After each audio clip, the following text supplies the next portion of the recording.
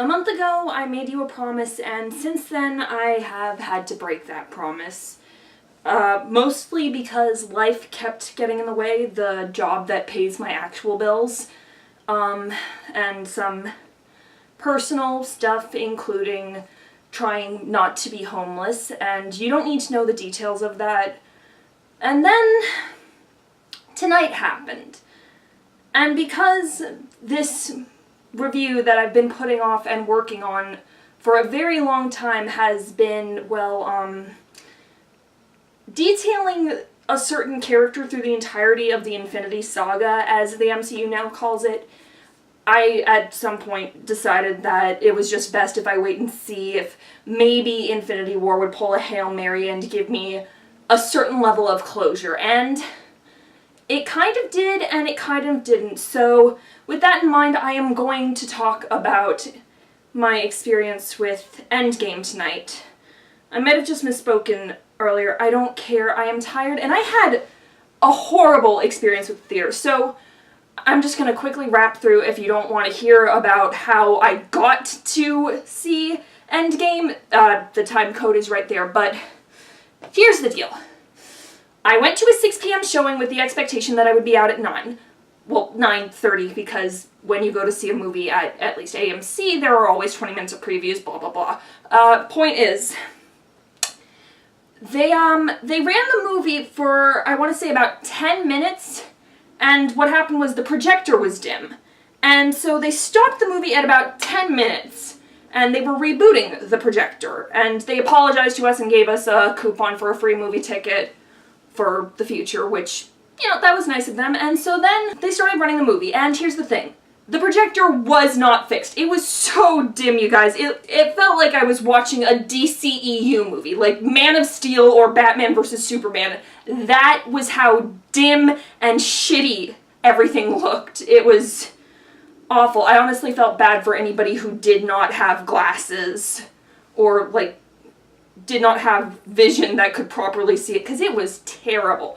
And anyway, the movie runs for, I want to say, maybe 90 minutes, and then the video starts cutting out. We can still hear the audio, but I can't see a visual, like, at all. And then they stop the movie altogether, and we're all released from the theater. Some people go to get a refund on their tickets completely.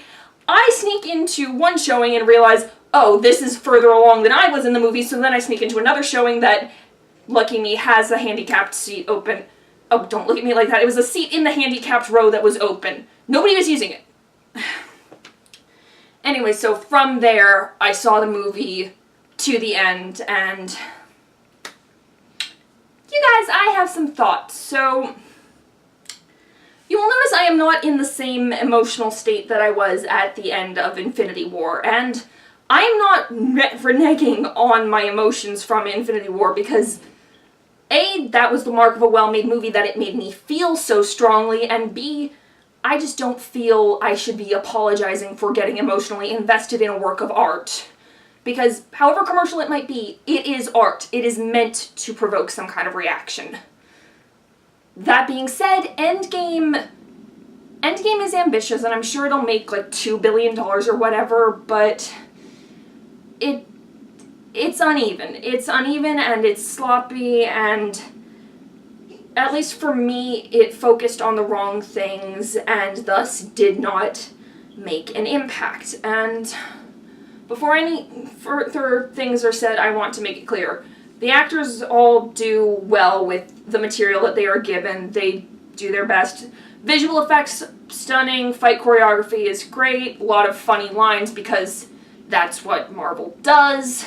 I promised myself I wouldn't spoil it, but I can't talk about this movie without spoiling it, so spoilers. And I'm going to be going rapid fire. I will probably talk out of order and have to resequence this at some point, just so that people are not forced to hear certain rants, but that's neither here nor there. So, for the last time, spoilers. Spoilers, spoilers, spoilers. If you have not seen Avengers Endgame, this will spoil it for you, and I do not want my opinion forming yours. There are 3 parts to the movie. There is part 1, which is immediate aftermath / forming the plan. There is part 2, which is doing the plan, and part 3, which is just basically battle.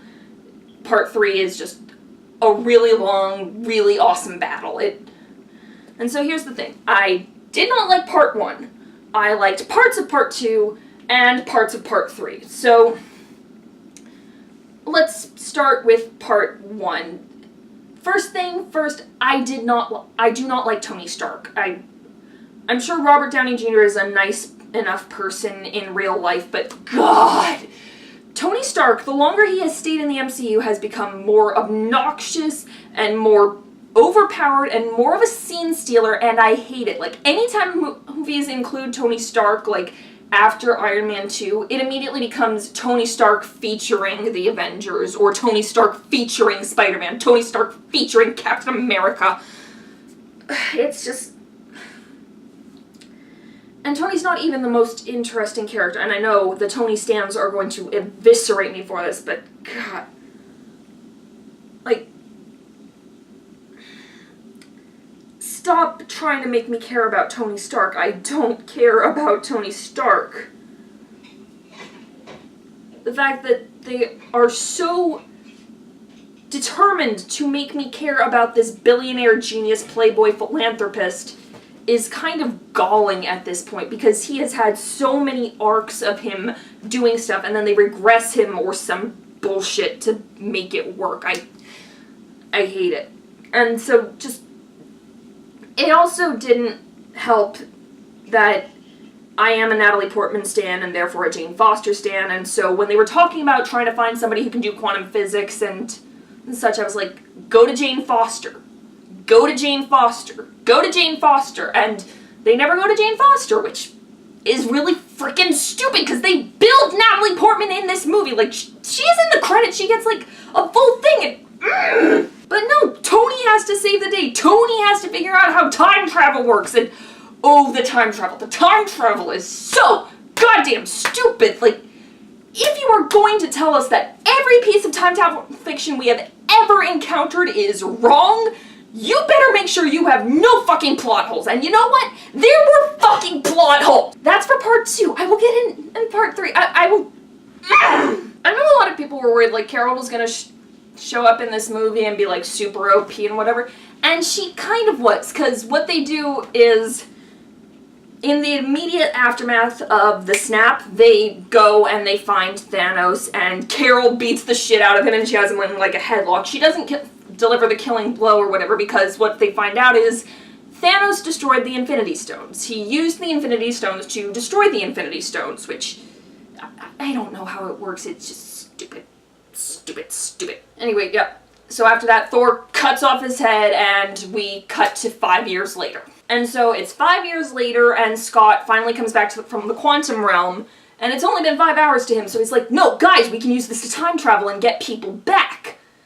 And they're like, hey, Tony, can you come help us? Because you're super smart and stuff. And Tony's like, no, because I got married to Pepper, and I have a daughter now, and fuck you guys, because we failed. And I'm kind of blaming you guys more than I'm blaming me, because Tony is the worst. And they're like, okay, fine, we'll go to Bruce. And Bruce has somehow, like, merged with the Hulk to this point, because he's still talking like Bruce, but he's giant and green. And I'm like, okay, they were just copy-pasting Avengers Assemble at this point? I don't know. It was weird. It was weird for, like, the entire thing, but anyway. So eventually they go through some shenanigans to figure out how the time travel works, and then Tony has to come in and save the day like he does. And, oh, while all this is going on, Clint, whose family disappeared in the snap, has been going around, like, killing gang members and stuff because he's like, the snap should have taken you out, but you didn't. It didn't, so I'm gonna kill you instead. And it's like, buddy, this is not a good look for you. But... yeah, like, anyway, so 5 years later, people are just, you know, trying to move on or whatever, and Natasha's, like, kind of running things, and Carol's there too, and, okay, like, I'm not saying that they shouldn't have included Danai Gurira in the poster, but now I get why they do, because she's like a glorified cameo in this movie. A lot of actors are basically glorified cameos in this movie. Like, Okoye appears in one scene in the first third of the movie, and then doesn't come back until, like, the tail end of the movie. And Carol at least shows up for, like, a full action scene and stuff in the first part of the movie, and then she doesn't come back until the third part of the movie. So the majority of the movie is the original 6 Avengers, mostly the big 3 that, like, the tentpoles have rested on, plus Scott and Rocket and Nebula. Like, those are the only real, concrete, new additions to the team, you could say. Anyway, like, it's also in this first part that we find out what Thor has been up to these past 5 years, and if you've ever seen season 6 of Once Upon a Time, he basically turns into Wishhook. He has become this fat, slobby, alcoholic idiot. And his hair is all grown out and dreads. He looks like Jason Momoa in Aquaman. And it was just grotesque. And, like, I am fine with the idea of Thor being depressed after all the BS he's gone through.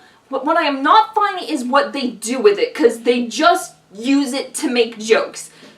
They use it to pick on Thor for, like, being out of shape and for looking like the dude from The Big Lebowski, and it's just, it is so painful to watch, and it's especially painful because, like, I am a fan of the first 2 Thor movies because I think his characterization is solid. Like, if we were tracking Thor's development on a graph, he'd be going like up, up, up from Thor to Thor the Dark World, and then in Ragnarok he like dips down and then sort of dips back up, and then in Infinity War he's like dipping in and up because he's switching between being goofy frat boy and serious I'm a king who's gonna fuck shit up, and then he kind of plateaus at the start of Endgame and then drops down. He drops down, and he does scoot back up in part 2, but I have not gotten there yet. So they finally, like, they go through this extended thing where they figure out where all the Infinity Stones will be in time when they can snatch them out of time to use against Thanos to undo the snap. And so Thor has to go on this long-winded explanation of Thor the Dark World that progresses into a bit of a tangent about Jane and how he's sad and depressed, and I would be depressed if Natalie Portman broke up with me too, Thor, but, like, no, it was painful. It was so painful. I was, like, in my seat the entire time. Anyway, they start their time travel BS, and that starts into part 2. And so part 2 takes place in 4 different locations, really. So Tony, Steve, Bruce, and Scott, they go to New York in 2012, you know, when the invasion happened, because at that point in time, we have the Time Stone still at Bleecker Street, we have the Scepter and the Tesseract with Loki, so there's some really cool stuff that happens there. Like, mainly, it's that we see some homages to comics, some of which are flat out stupid, because they have Steve say, "Hail Hydra." Steve Rogers says, "Hail Hydra," and I know that is a thing in the comics, but it was a dumb thing in the comics. It was a freaking dumb thing in the comics. But they also make up for it by having Steve fight himself, because his past self thinks that he's Loki. So yeah. Steve gets the Scepter, Tony and Scott go after the Tesseract, and oh boy, so much happened there. So, you might have heard that theory that, like, everybody thinks Scott was gonna go up Thanos' posterior. He doesn't do that, but he does go into Tony's arc reactor to put Tony into cardiac arrest so that they can get the Tesseract away. But the thing is, that gets foiled because they made original timeline Hulk take the stairs. And he got so mad that when he got to the lobby, he started smashing things. And so the Tesseract skitters away, and thus Loki picks it up. And Loki disappears with it. And, oh my god, Oh my god, I have so many questions about that. I'm gonna hold it in, because the only other thing that happens is that, like, Bruce goes to Bleecker Street, and he doesn't talk with Strange because Strange hasn't become Sorcerer Supreme yet. He talks with the Ancient One, which I have some questions about, because they took the time to bring Tilda Swinton back, even though her casting was one of the most controversial in the MCU, but they give her, like, this full monologue about space-time continuum and divergences. And Bruce is like, no, we'll bring the stones back to the exact moment in time we took them from. And I'm like, sounds fake, but okay. Anyway, so Bruce gets the Time Stone, and Scott gets the Scepter, but because Loki got away with the Tesseract, Tony and Steve decide to go back in time to 1970 New Jersey, to the camp where Steve was originally made into Captain America, which is now the base for S.H.I.E.L.D. And this is also where we get our Stan Lee cameo. He's digitally de-aged. I didn't recognize him the first time I saw it, because this was around the time that that the original theater started cutting out and the lighting was dim. So I didn't recognize him at first, but I recognized him the second time, and it was great. He was like this hippie dude who yelled, "Make love, not war," and I loved it. So, Tony gets the Tesseract, and Steve gets some Pym particles because they need Pym particles for the time travel. I don't care about the logistics of it. But it's also like a feels moment, because while he's in there, he has to hide in Peggy's office, and he briefly sees Peggy through the Venetian blinds, and oh god, like, at the very least, they got Haley Atwell to come in and do these scenes for Peggy, but the fact that we never hear a single word from her is telling, just from a feminist perspective, and I can't. Anyway. So, yeah, Steve and Tony succeed, and that's their part. So the next place that we have to talk about is, Asgard. So, Thor and Rocket go to Asgard to get the ether from Jane, which Rocket has, like, this syringe thing to pull it out of her, and I have so many questions about that. I'm mostly pissed because we didn't get to see it happen, because most of this sequence gets taken up by Thor seeing his mother while she's still alive and getting cold feet, basically. And she catches him and immediately knows that he's a time travel, and they have, like, a little pep talk that seems nice at first, but it's further indication of Thor's regressing character development, and so while I enjoyed it in the moment, I now hate it, kind of like eating Burger King and then regretting it 20 minutes later on the toilet. If they use this movie to say that Natalie Portman has fulfilled her 3-picture deal with Marvel, I will riot, because here's the thing. I have sat through Thor: The Dark World and its deleted scenes enough time to know perfectly well that they just used cut footage from Thor: The Dark World. That was not shot for Endgame, and bullshit. Bullshit. They probably just, like, called Natalie Portman and had her briefly ADR a couple of lines to make it work, and then digitally inserted Rocket into other shots. Bullshit. Jane Foster deserves so much fucking better than this, and I am going to finish this episode once I rewrite it. Because now I have to rewrite it so that I can properly rant about this bullshit. This fucking bullshit. Anyway, yeah, Rocket pulls the ether out of Jane, and then he and Thor have to leave, but not before Thor takes the time to summon Mjolnir to determine that he is still worthy. And, I mean, wasn't the whole point of Ragnarok learning that Thor didn't need the hammer? And it becomes evident later why they needed Thor to have the hammer so badly, but it just... I don't know, I'm mixed about it, because on the one hand I get that Thor has been having this crisis, this personal crisis, and he needs this reassurance from Mjolnir that he is still a good person and still worthy, but being a good person does not automatically make you worthy. That has always been my understanding. Anyway. So yeah, that's them. That's their whole deal. And then the last team goes to 2014. And so Nebula and Rhodey go to Morag to get this Power Stone before Quill does. And I admit I like this because it rags on Quill so much, because I have not been a fan of Chris Pratt since finding out about his whole church deal. That's neither here nor there, though, because the problem with sending Nebula back in time is that there's another Nebula who's still working with Thanos at this point, and so their brain networks, like, connect up, and Thanos finds out what's going on, so of course we have a time travel switcheroo where past Nebula replaces present Nebula, and thus that leads into part 3 stuff that I won't talk about just yet. Barton and Romanoff go to Vormir. And of course, everybody knows what the price for the Soul Stone is, and it's just a matter of which of these two jackasses is gonna be the one to die.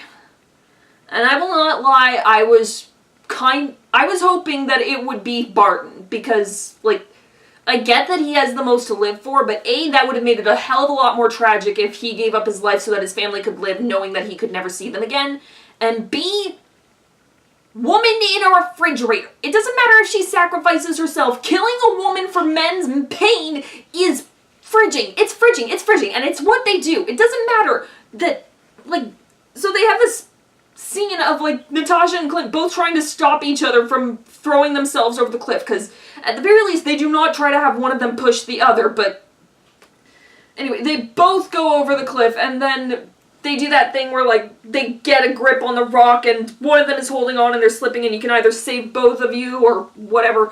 And Natasha lets go. And she falls, and it's that same shot that Gamora had, where, like, the blood is coming out of her head and she's spread-eagled and she still looks pretty, because of course she has to look pretty. And then Clint wakes up with the Soul Stone. And so, yeah, that is them getting all the stones. They get the gauntlet, and they have a moment to man-pain about Natasha being gone. And then they have an argument about who should be the one to do the snapping, to unsnap the first snap. It ends up being Bruce. And, it messes him up. Like, his entire arm is shriveled and gross after using the stones, and sheesh, it's just... So the problem here is that, once this happens, you might have guessed, past Nebula replaced present Nebula, and uses the portal to bring Thanos through. Yeah, so this leads into the battle, which is friggin' awesome. First thing that happens is that the entire Avengers compound gets bombed. Like, they all get separated, and Clint is playing keep away with the new gauntlet with a bunch of Chitauri chasing him, and, like, Rocket and Rhodey and Bruce are all stuck, and Scott are all stuck under the rubble. And then, so it's just Tony, Thor, and Steve facing Thanos alone, and they go hard. Like, they are throwing everything they've got at. Thor is fighting with both Stormbreaker and Mjolnir, and it's awesome. And then it goes on for a really long time, and then at one point, like, Thanos has Stormbreaker going into Thor's chest, kind of in a parallel to Infinity War. Should have gone for the head, but he doesn't, and you know what else happens? Steve starts wielding Mjolnir. Like, not just lifting it and spinning it or whatever, he's doing, like, full thunder and lightning, which I have some issues with, because that Thor is supposed to have the lightning powers naturally. They are not a result of Mjolnir, but whosoever holds this hammer, if they be worthy, shall possess the power of Thor, so I guess that's the logic they were going with. Anyway, so they're fighting, and then everybody shows up. Sam shows up, and the Wakandans show up. They do that freaking awesome Yibambe thing again, and I love it. And the Guardians come back. I didn't see Drax for some reason. And Peter is back. Of course, Peter got a huge cheer. Valkyrie shows up on a winged Pegasus, which is awesome and hot. Wanda comes through, eyes blazing red. Loved it. And even Pepper is there in a suit that Tony made for her, apparently. And, oh, and Wong comes with all the sorcerers from, like, everywhere, and it is a massive army of people, and it is awesome. Like, this fight scene goes on for a long time, but it is so good, and they are doing so much stuff. They play Keep Away with the Gauntlet for a really long time, and there is an especially great scene of Wanda just wailing on Thanos for a really long time, and, like, they do this one so clearly meant to be a girl power shot. I don't care. The guy sitting next to me was literally muttering Beyonce lyrics next to me, like, okay, ladies, now let's get in formation. I just looked at him briefly and went, who run the world? And he went, girls. It was so awesome. I would like a movie of all of those people, please. And, of course, Carol does come back with a fabulous new short haircut, because, yes, she had to have that. It was so great. And she just devastates Thanos' ship, and it is great. And of course, all of that leads to Tony taking the stones out of the new gauntlet, away from Thanos, and putting them on his own army, and he snaps. He snaps Thanos' army out of existence, and of course, using the gauntlet and that much power, it kills him. It ends up killing him, and of course he gets a long tearful goodbye, and they spend like a good 10 minutes about his funeral. Tony Stark is now permanently a martyr, and I hate it. I hate it because his stands are going to be so insufferable about it now, and I hate. And so then from there we do like a Lord of the Rings Return of the King wrap up. Thor decides that fuck being king, he'll give the job to Valkyrie and go fly around the galaxies with the Guardians. Hate so much, like, it's just, it doesn't feel like the right character move for Thor, like, it feels like a regression, and honestly, if you were going to take the trouble to bill Natalie Portman in this movie, and to have Thor talk about Jane for like a solid 2 minutes and be sad that they are broken up, you could at least suggest that maybe they were Endgame. Maybe they got back together, because I will talk about this in my future episode, but basically, Jane and Thor are important to each other in a character way, beyond just romance, and I will save it. Give them a reason to watch the video. But yeah, like, I'm fine with Valkyrie being queen. I don't know that this was the right choice for Thor. Anyway, Clint goes back to his family. It's not really clear what Wanda's doing. Scott has Hope back, obviously, because all the Van Dynes / Pyms are back. And so Scott and Cassie and Hope get to hang out together and be happy again. And, like, you know, everybody's still sad that Natasha's dead, but not as sad as they are about Tony. They never really make it clear what Wanda's going to do. I guess she's gonna wander the earth until she builds Vision. And the royal family in Wakanda's back together so that they can be ready when Black Panther 2 happens. I have no idea who the villain for Black Panther 2 is gonna be. Should be interesting. And then there's Steve. Steve is the one to go back in time to return the stones to their original place in time so that time travel doesn't break the universe or whatever. And, okay, first of all, how does he get the ether back into Jane? Does he just, like, have to shove the stone into her throat? Because it's not its gaseous form anymore. It is the stone. It is a red stone. I'm like, how? What? How? But anyway, apparently he must have gotten the stones back into place because he doesn't come back via time portal. He stays in the past. He goes to 1940-something, and he gets back together with Peggy, which is sweet when you first think about it, because, like, they finally get to be together, and they have the dance that they have wanted for so long, but, like, okay, so much continuity questions there, because they established that, like, all this time travel fiction we know about Back to the Future, etc. is bullshit, but if that's the case, then how does Steve getting together with Peggy work? brushing aside the fact that Peggy did have a husband in the original timeline, and I don't understand, like, how Steve can carve out an alternate timeline and not have that catastrophically affect the present. But, what was even the point then of Sharon? Like, if this was what they planned all along for Steve, why introduce Sharon at all? Because now they make it seem like Steve tried to date his niece. Retroactively his niece by marriage, but still, poor Sharon Carter, poor Emily Van Camp, just, ugh.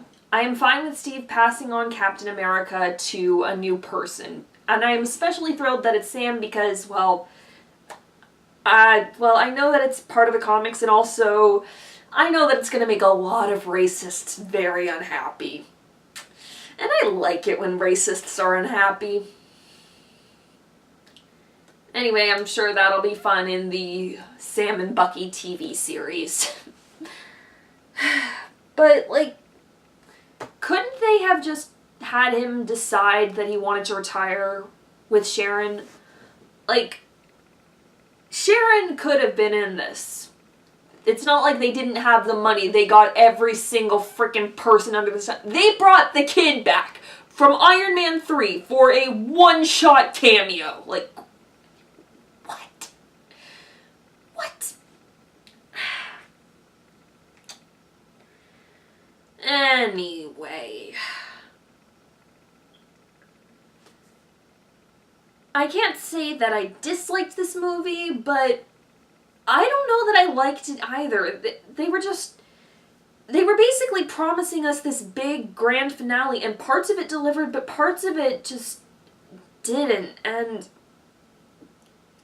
I don't know, I think that's because of the way the MCU has evolved into the jokey one when compared to DC, which is kind of ironic because DC is no longer solely the gritty, dark, grim, serious one ever since Wonder Woman happened, which, yeah, I don't know,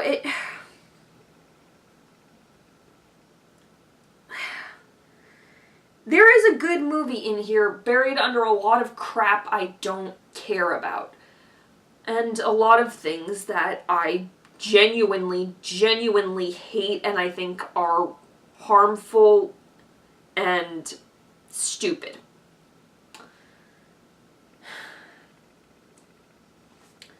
So hopefully I will be able to get back on my feet and give you that final episode that I was promising for our Marvel retrospective soon.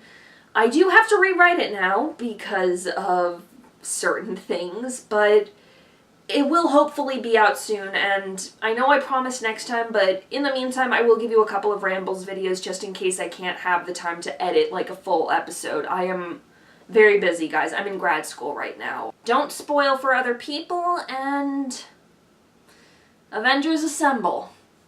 God, it took them so long to finally frickin' say that. Patreon supporters are always appreciated, guys. I'm so tired and I need money. I need money. We all need money. We live in a capitalist society.